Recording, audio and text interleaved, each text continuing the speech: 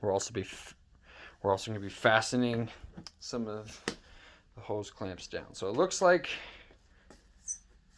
see, it's already started to dry up. It's a little wet here, but it's good. So the good news is it's already started.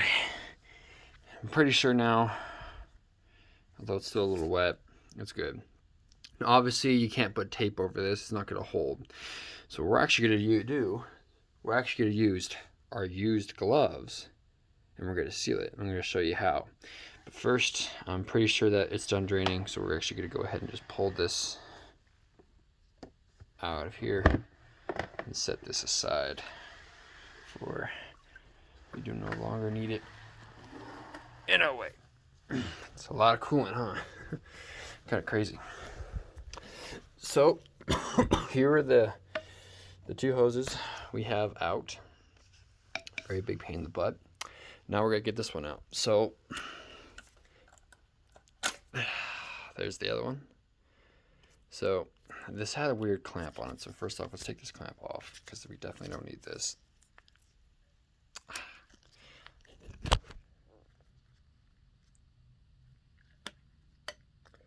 I'll actually keep that because that's be some useful piece of hardware. But as you can see, I've totally fucked up that. So that's definitely not being used again. So now that we pulled it out from this point, and everything's out of there, now we're going to take this off and pull it out this way. So that's next. And this will be the last piece we're replacing. Everything else is actually, it's just drain tubes, or they're not actually correlated with the coolant. But we can only replace these in the drain tubes. We can't replace anything else. I mean, we probably could, but we're not going to. We're just going to replace those, the main ones.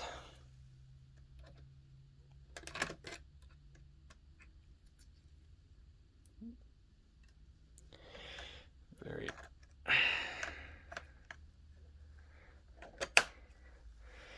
This stuff is just like almost sticks to the rubber. I think just after years of it. This is a 2014, so it's honestly probably never been removed. So I understand why it's as stubborn as it is. Doesn't make it any less annoying though. If you can rotate it like that, you should be good to go.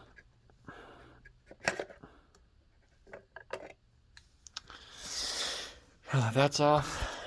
Just pull this through. We're good to go. It has a little coolant in it, but not like nothing like alarming. All right, so now we're gonna take my rack again. Where do I keep putting that rack? The rack's over there, motherfucker.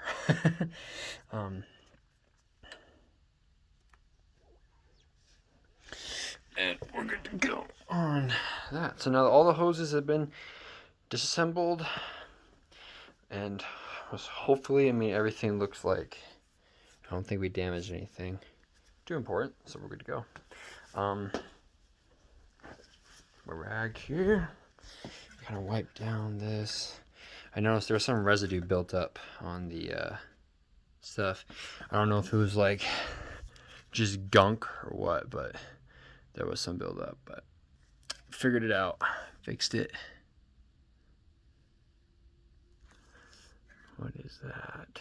Oh, that's the light plug-in. So, anyways, so here's what we got. So another thing, kind of a side topic. This isn't really about the radiator, but we don't actually need these. I actually reinstalled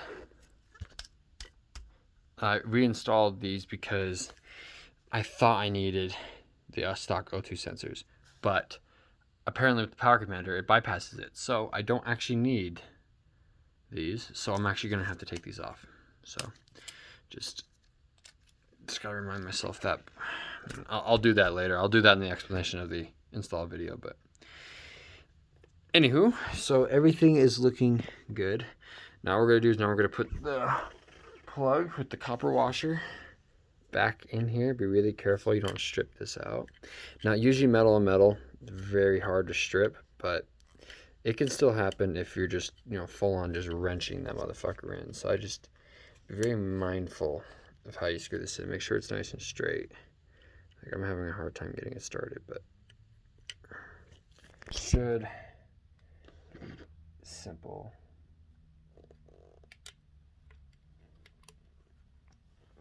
It's giving me a hard time, so I'm just going to put this here, put that in there, and start threading it nice and slow.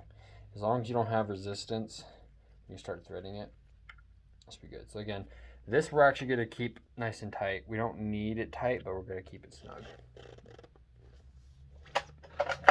All right, so now that we're done with that, we can start how we're going to seal everything. So what we're going to do, you're going to need some zip ties. If you don't have zip ties, you could, use rope or something.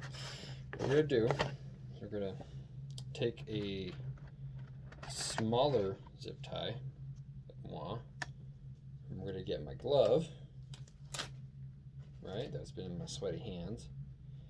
And we're going to do this. Now, we're just going to put this over the hole, right? And then we're going to fold it like this, back on itself. Then you're going to take your tie down, go around, tie down, and go around the hole, over the part I folded over, and fasten. That way, if something does drip, it won't get on the floor.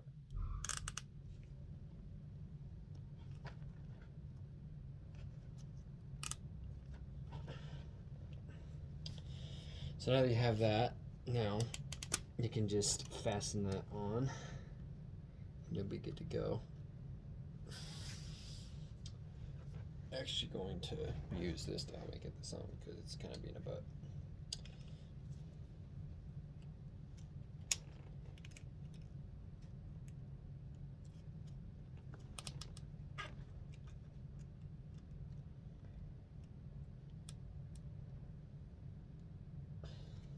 So, pull on it, doesn't come off. Nice and stuck. Now, this is just temporary. So we'll just catch any liquid that comes out. So we're going to do this for this one, which is right here. This one's right above. Basically repeat this step with this one, and then the one over there, that one right there. And then we'll be good. That way the system is sealed off. Right. Also, we're going to put one up here just to make sure nothing gets in it. That way the system seals off, it's drained, it's catching any liquid that falls out, and it's ready for us to throw the new hoses on.